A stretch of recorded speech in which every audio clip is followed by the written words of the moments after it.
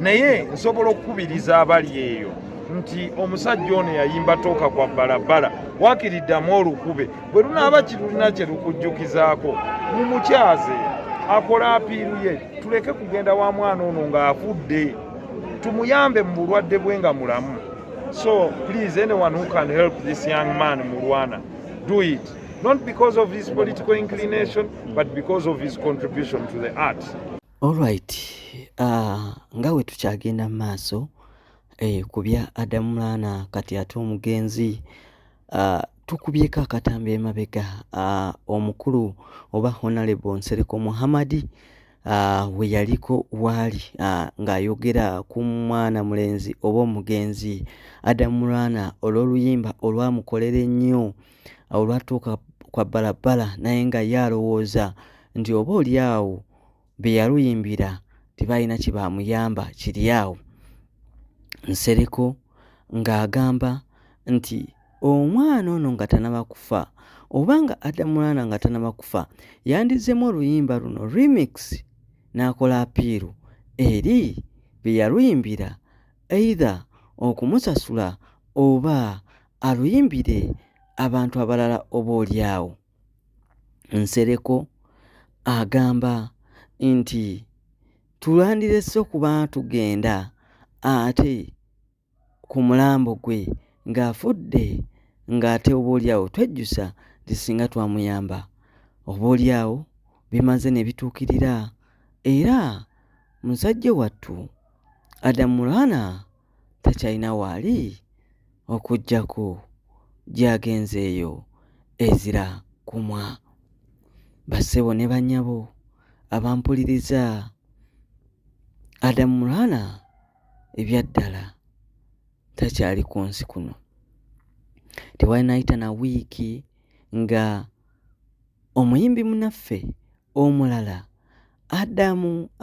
Byesigye ng'avudde mu bulamu bw'ensi ng'ate ye yafiira mu accident era twamuziika Mubende ekyalo kye bayita Kigamba era gye twamuleka musajja wattu katononokawo omwana ono obulamu bwe n'abutaasa. Me alone I cannot help, naye nsobola okukubiriza abali eyo nti omusajja ono yayimba tooka kwa balabala wakiriddamu olukube bwe lunaaba kirulina kye lukujjukizaako mumukyaze akola apiiru ye tuleke kugenda wa mwana ono ng'afudde tumuyambe mu bulwadde bwe nga mulamu. So please, anyone who can help this young man Mulwana, do it, not because of his political inclination but because of his contribution to the art and performing arts industry. Akasembayo kunze onansonyiwa Honorable omanyi bwe tukufuna tuba twagabye naye tubimaleyo. Honorable wali twali kulumberwa the late Katolo Bwama n'ogamba nti abayimbi abatabikako wano tukimanyi mwagala ssente mu parliament ogenda zikuba balabika naye tulaba ennaku zino ssente labika eganye okuvaayo bajja kuzifuna. By the way, Kambawe example, just because they are disunited, music as an industry can produce for this country more than 400 billion in form of taxes. Therefore, government yokubaddizaako bo balage unit eno, and this is what I was calling upon them to do. Madrata ategese ono muvubuka addako yani alien skin gwayitidde abantu clever J. Go there. When you go there, the government deals with people in masses. So ekyo kiraga nti there is traction ku kintu kyemukola. So if it attracts people, naye jja kujja we muli. So whether it's 5, 10, 15 billion, it's nothing.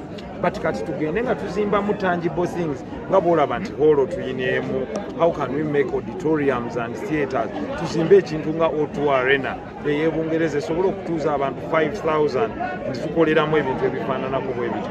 Why is government not funding sports so much? Bw'obalaba numbers tezikyagendayo.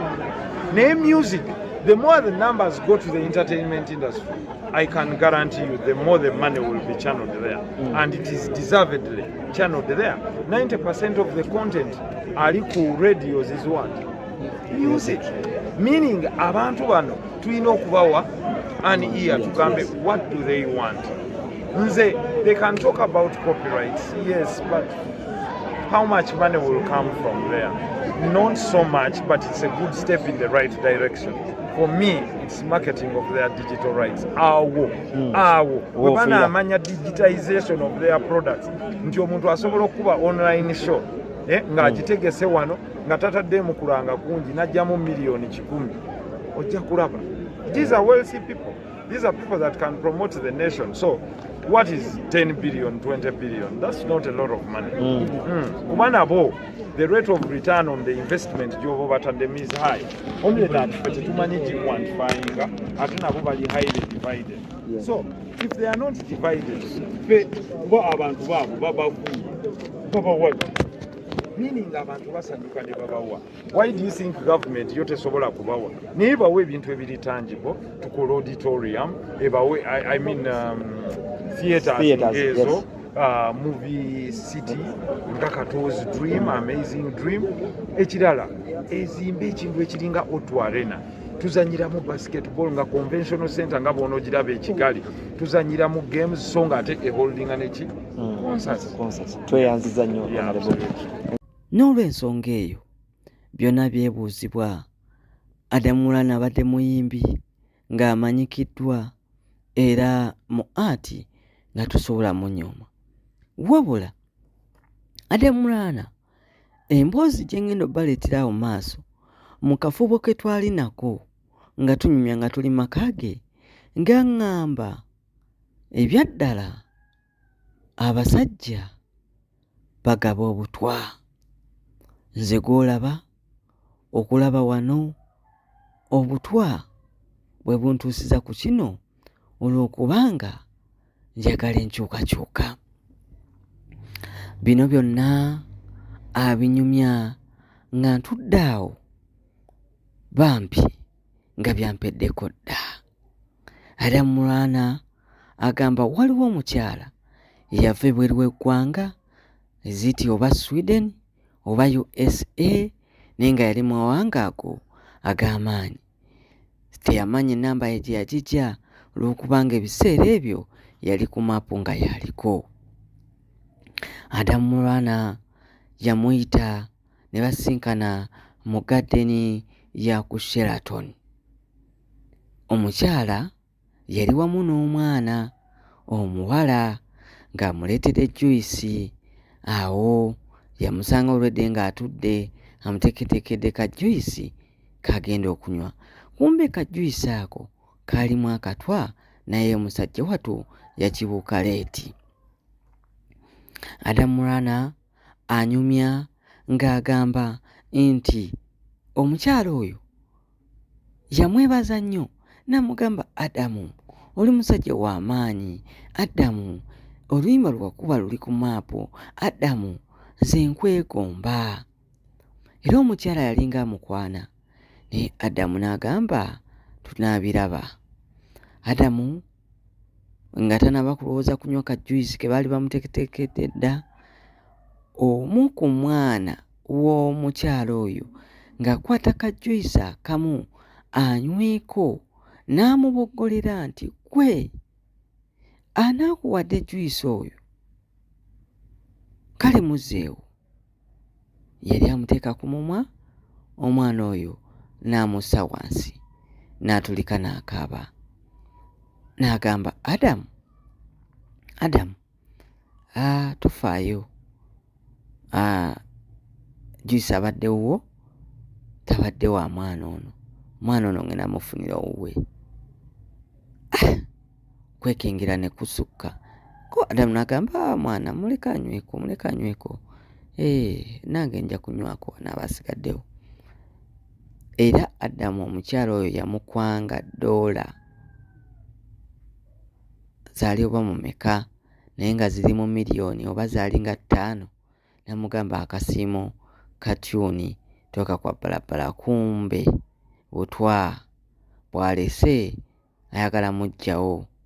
Kigambibwa mbu nti bino byali bya ng'agamba olukwe tuleka okuba nga lwava mu bakulu eyo mu state mu gavumenti eriko sawa zino olw'amaanyi ge yali aleese ku opposition nga tebasobola tekatononokawo omwana ono obulamu bwe n'abutaasa me alone I cannot help naye nsobola okukubiriza abali eyo nti omusajja ono yayimba tooka kwa bbalabala wakiriddamu olukube bwe lunaaba kiruna kye lukujjukizaako mumukyaze akola apiiru ye tuleke kugenda wa mwana ono ng'akudde tumuyambe mu bulwadde bwe nga mulamu so please anyone who can help this young man Mulwana do it.